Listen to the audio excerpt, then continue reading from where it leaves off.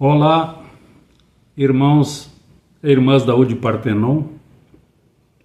Mais uma vez estamos reunidos para continuar com o projeto Palestras Curtas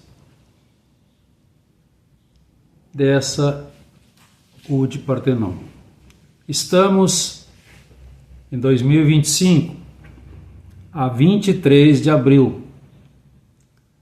E de 18 até 20 de abril nós tivemos a comemoração da Páscoa. E é sobre esse motivo que nós vamos então encaminhar os nossos passos sobre a vida futura. Está contida no Evangelho segundo o Espiritismo, capítulo 2. O título é Meu Reino Não É Deste Mundo. E nós vamos recordar que João, no seu Evangelho, nos afirma, na quinta-feira à noite, mais ou menos por volta da meia-noite, após a última ceia, Jesus foi preso pelos judeus e levado a Pôncio Pilatos, que era o governador romano da Judéia. Eles foram levá-lo sexta-feira pela manhã. E Pilatos então pergunta ao Galileu: és o rei dos judeus? E ele responde com tranquilidade: tu o dizes, meu reino não é deste mundo. Então ele estava preso, quase condenado, mas estava forte, imbatível. Ele estava nobre, muito distante daquelas questões menores e miseráveis. Então, Pilatos pergunta novamente, porque o apresentaram como rei, um rei perigoso. E ele vai dizer sinceramente: se o meu reino fosse deste mundo, eu não seria preso pelos da minha raça e entregue a ti. Eu nasci neste mundo para dar testemunho da verdade, mas por enquanto ele não é aqui. E nós estamos revendo porque exatamente essa semana que passou nós vimos a comemoração sobre esse fato. Então, por essas frases, Jesus se refere claramente à vida futura, que ele vai apresentar em todos os instantes, em todas as circunstâncias, como o fim a que se destina a humanidade, e que deve ser o objeto das principais preocupações do homem na Terra, porque só a vida espiritual justifica as diferenças da vida terrena e se mostra de acordo com a justiça de Deus.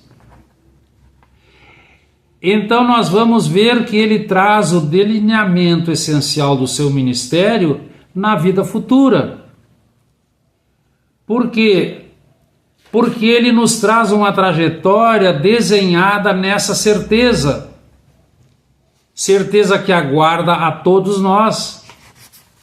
E é nesse aspecto que nós vamos começar a compreender o apostolado divino fixa-se no ser espiritual, quando começa a despojar-se dos condicionamentos, das impregnações do trânsito corporal. E aí sim surge o aprendizado para que o espírito possa alçar voos mais altos. Não houvesse a vida futura, nenhum significado existiria em todas as vidas. Nesse esforço hercúleo para erguer-nos do nosso primarismo, porque Jesus nos falava sobre a permanente luta pela transformação moral, pela aquisição de mais apuradas percepções psíquicas. Essa meta a ser alcançada é que justifica todas as dificuldades, todos os desafios, Então o embaixador divino vem com essa missão, para que nós possamos superar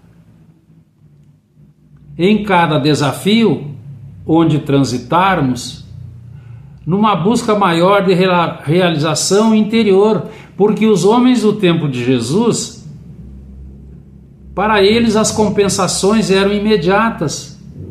Não havia realmente preocupação com o mundo real, com a face espiritual profunda do ser em si mesmo, porque eles contentavam-se com as suas ambições terrenas.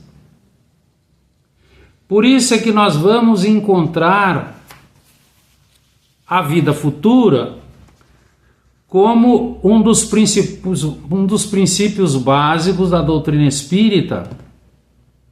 É o ponto central dos ensinamentos do Cristo, é a vida espiritual. Então, o Mestre nos falava, e a doutrina espírita, com muita clareza, nos mostra: a vida continua em outras dimensões, porque é um projeto divino de evolução para todas as humanidades. Não há privilégios, não há deserdados, porque o nosso futuro espiritual é formatado a todo momento, a toda hora, todo dia, pela prática da caridade, pelo estudo sério, aprofundado, bem compreendido. Tudo isso tendo a orientação dos exemplos do mestre Galileu. Então, com a doutrina espírita, a vida espiritual deixa de ser hipótese e torna-se realidade, porque nos apresenta o intercâmbio entre os dois planos da vida pela mediunidade. E nós estamos vendo então que com esse intercâmbio nós começamos a nos apossar das condições dos espíritos que vivem no mundo espiritual, principalmente de acordo com os seus atos, mostrando essas condições felizes ou não. E nós vamos encontrar um dos livros da codificação, O Céu e o Inferno, ou a Justiça Divina, inúmeras mensagens. Então, quando nós começamos a nos apossar dessa doutrina veneranda, nós compreendemos que a nossa estadia na Terra é temporária. Precisamos ter calma, ter paciência, para tornarmos a nossa breve passagem mais fácil e menos amarga. Quando nós temos essa ideia nítida, essa ideia precisa da vida espiritual, nós temos a fé racional no futuro, mudamos completamente a visão sobre a vida, porque encontramos grandes benefícios para todos. Então, quando nós pensamos na infinita vida espiritual, a reencarnação é apenas uma rápida e curta passagem pelo planeta, onde nós vamos enfrentar e vamos vencer os desafios que nós solicitamos antes do berço e que encontramos na nossa caminhada vitoriosa. Mas é preciso paciência para que, vencidos esses desafios, possamos encontrar horas mais felizes. Então, quando nós acreditamos na vida futura, o desencarne não nos assusta, porque não é a porta de entrada do aniquilamento, mas é a porta de entrada para a libertação de nós mesmos, nos possibilitando encontrar lugares de paz e de felicidade, porque nós temos aquela fé consciente e não concentramos mais os nossos pensamentos e os nossos planos na Terra, porque nós temos segurança do futuro. Então não acreditamos que os bens mais preciosos são os materiais. Então vamos encontrar indistintamente, nós buscamos o bem-estar, mas nós precisamos trabalhar. E lá no Livro dos Espíritos, a questão 959, a resposta que os construtores da codificação deram a Allan Kardec é de que o sentimento instintivo que anima o homem a esperar uma vida futura tem fundamento, tem base nas raízes que ele traz no espírito, na vaga lembrança do que viu em seu espírito, em seu estado espiritual, quando ele viu em reencarnações anteriores. Então nós precisamos compreender em plenitude que o sentimento de uma vida melhor está no íntimo de todos nós. E é isso que Allan Kardec nos deixa instruído.